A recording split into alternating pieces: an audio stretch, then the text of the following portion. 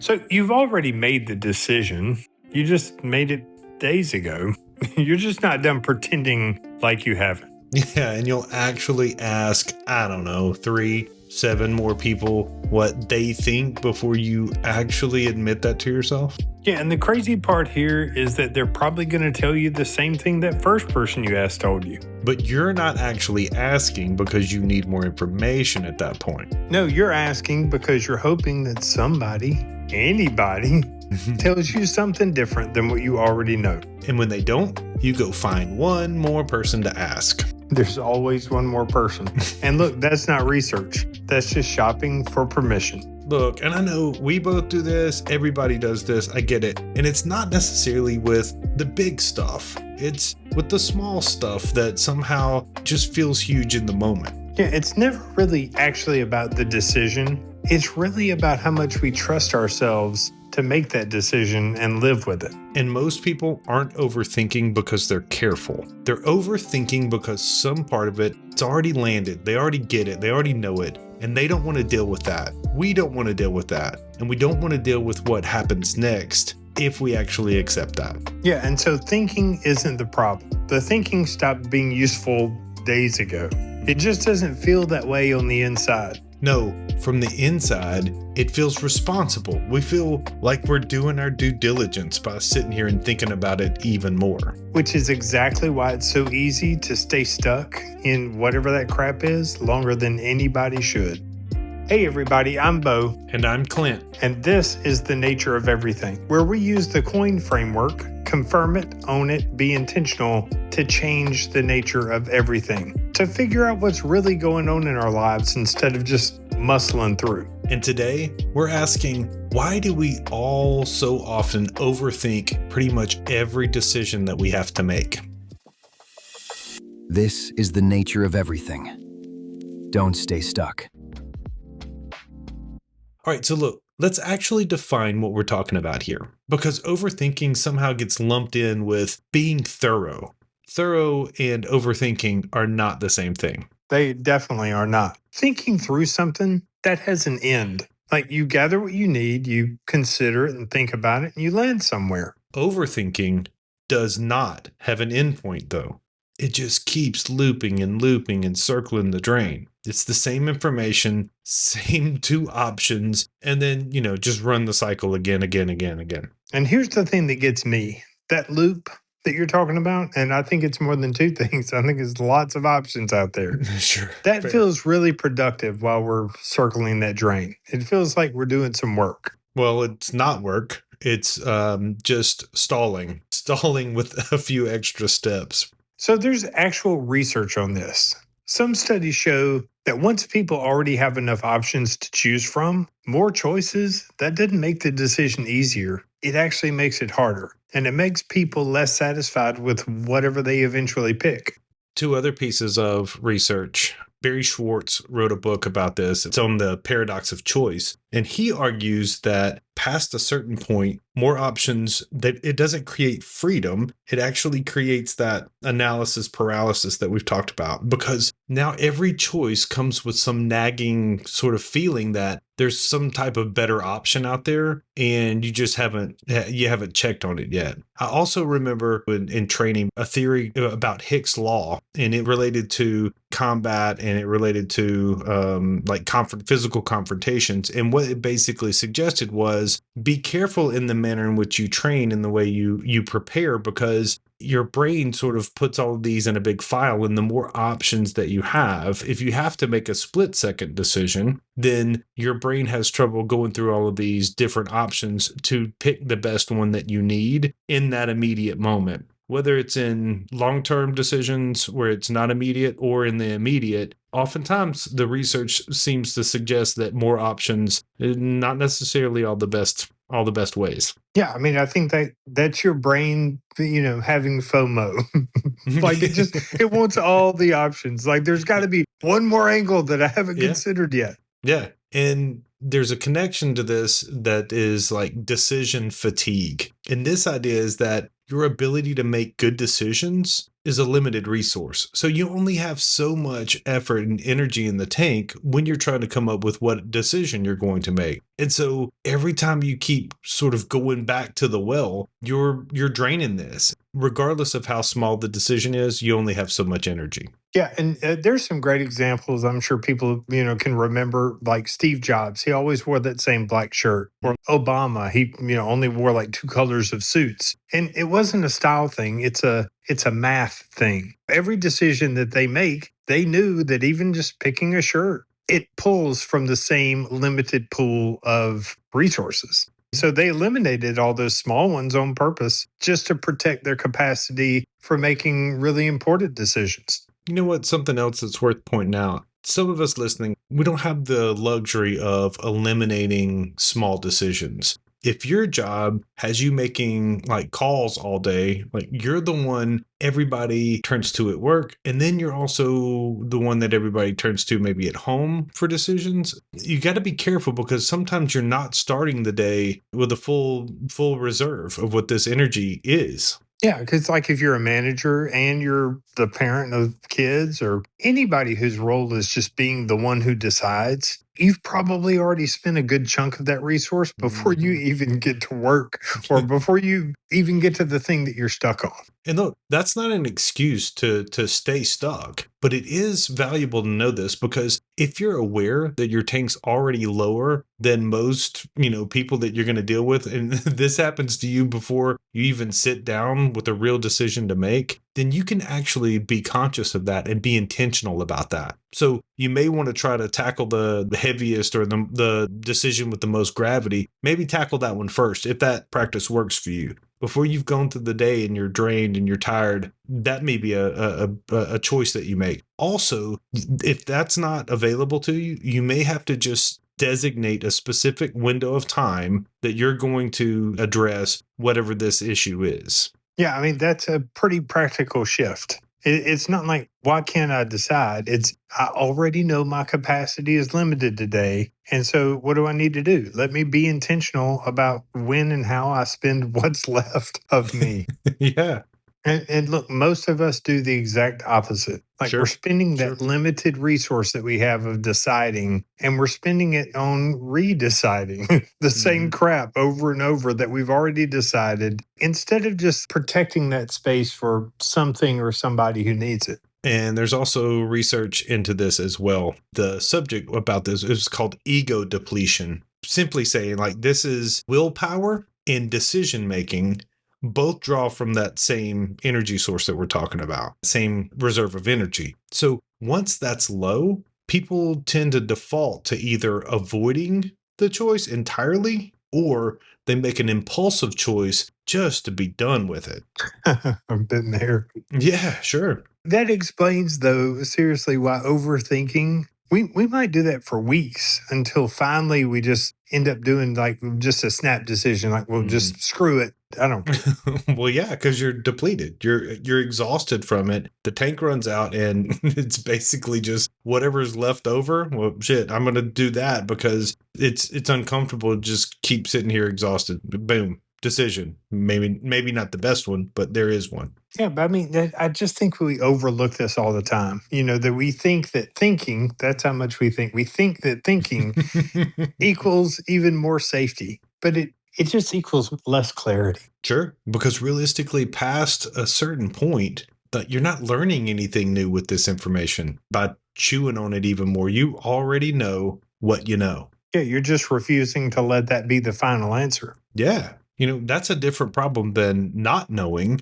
That's what we really want to delve into today. All right. So if you've been sitting on a decision for way longer than that decision actually deserves, absolutely stick around for this one. This is for you today. Yeah, and if this is a pattern for you, it's not just one decision. The book walks you through all of this. It gives you the vocabulary behind how we talk about this, the confirm it, the own it, the be intentional, all of it. You've got to get some language around this so that you have something to think through for real and not just sitting with a vague feeling of being stuck. It's not about this episode specifically. It's a tool for examining anything in your life that you're stuck behind. And you can grab it at thenatureofeverything.com.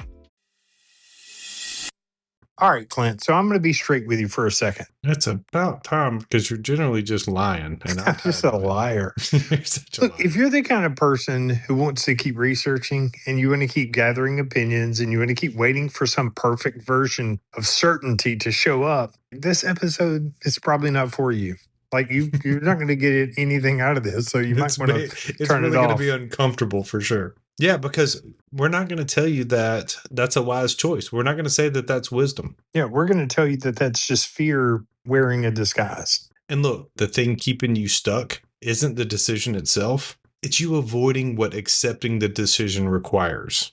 This one's going to sting if you don't like that. That does sting. It stings Yeah, I already. know. I don't even like but saying look, we're not here to make anybody feel better about themselves, about staying in the loop. We're here because we've both been in that loop because it sucks. And staying in it doesn't protect you from anything. It just delays what you already know is coming.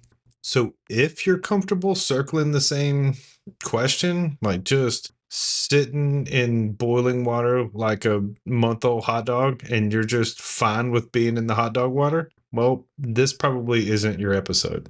But if you're tired of Clint's hot dog water, but if you're actually tired of it, of asking that same question and getting the same answer and still not listening to your same answer, stay right there. Yeah, because what's coming next, it may not be comfortable, but it is going to be useful. And again, those aren't always the same thing. So let's run the coin framework. And like always, we're going to play out some examples here to sort of tabletop this. All right, so let's say the first one, like job. You've known for a while that the job that you're in, it's just not right anymore. It's not dramatic. It's just quietly wrong. And you've been thinking like, what should I do about this? You've been thinking that for months. Yeah, that you've answered that one before, right? So the real thing to confirm here is, when did you actually realize? When did you understand and know and confirm that this was the case? In conjunction with that, what have you been doing? What have I been doing with my time since then? That isn't the deciding piece. Like if we've already landed on this at some time back and we've done nothing in reference to that, that's avoidance. That's really hard to sit with because it means that you have to admit that the search for more information, that's over. You've just been pretending like that's not over. Yeah, and that time has been gone for a while. Like at some point, you've known this for quite some time, and so ownership comes into play here. And again, it's not about blaming yourself for being scared. Like, a little bit of fear is actually good in so many ways. So it's not about being guilty or shameful about fear in this.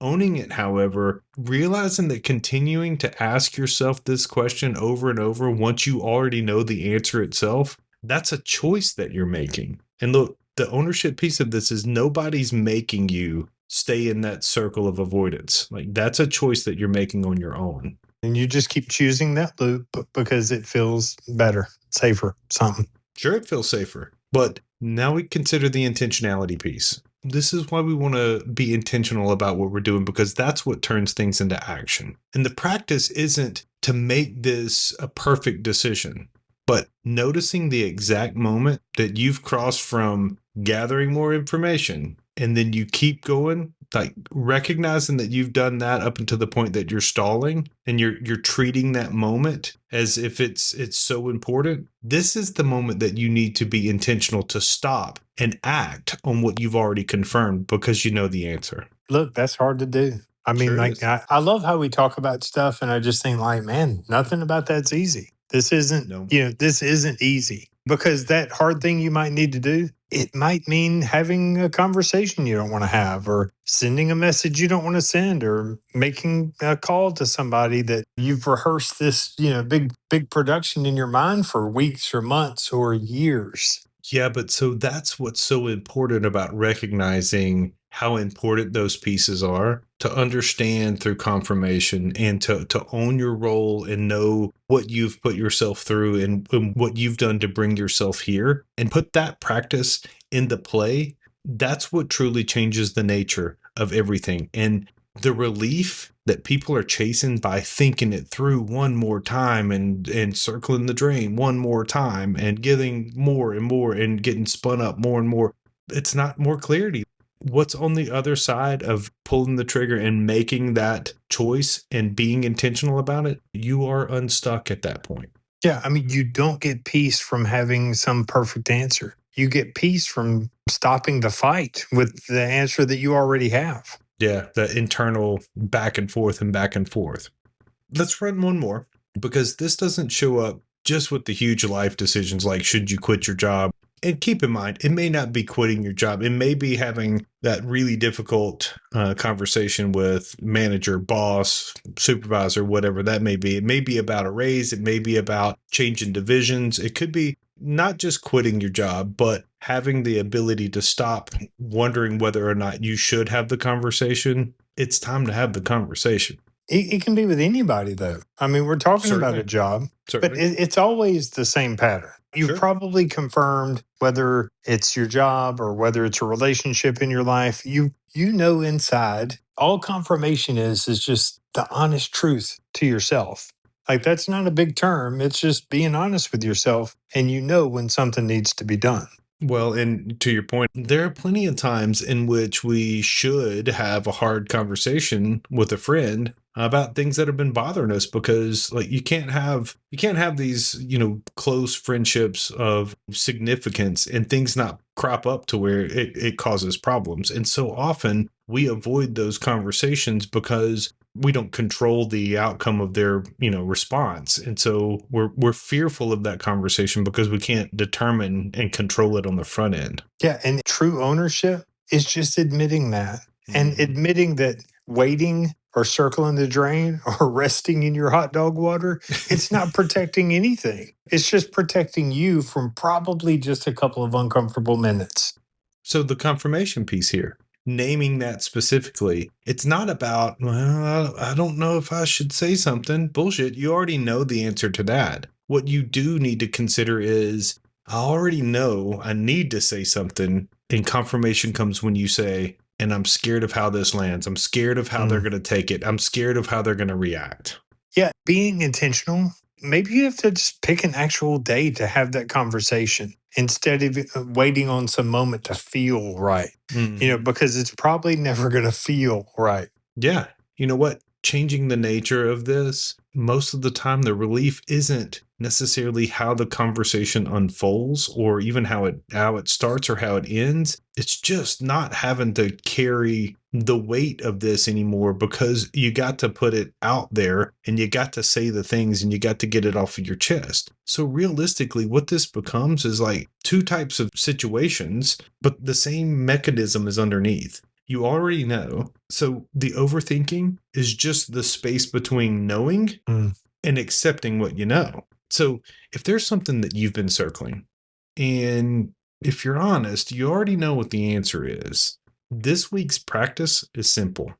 Name the moment that you actually recognized what you're circling. Not when you started thinking about it, but when you realized it. Go ahead and name it. And write it down if you have to. Say it out loud to somebody. Just get it out of your head and into the real world, because it's a lot harder to keep circling something once you've actually named it. And you know you can name it because deep down inside, you've kind of already decided. Absolutely. And look, if you want help actually working through that specific decision instead of just hearing us talk about it, that's exactly what coin sessions are for. And look, we're not talking about just a generalized conversation. We're talking about specific to your actual situation. Visit thenatureofeverything.com to learn more about that. So this week, honestly ask yourself, are you still figuring something out? Or did you already figure it out and you're just not ready to let it stand? And look, don't miss the ability to change the nature of what that is. There's huge gravity in that confirmation piece, because you get to name it and you believe what that is and you recognize that. Own that shit and know that you've been the one that's keeping you in that circle. You're the one that's keeping you in avoidance, and you have the ability to intentionally pull yourself out of that, put your practice into action, and get unstuck and change the nature of everything. Before you go, just know it's time. Time to connect. Time to change the nature of everything. Find us at thenatureofeverything.com and don't stay stuck.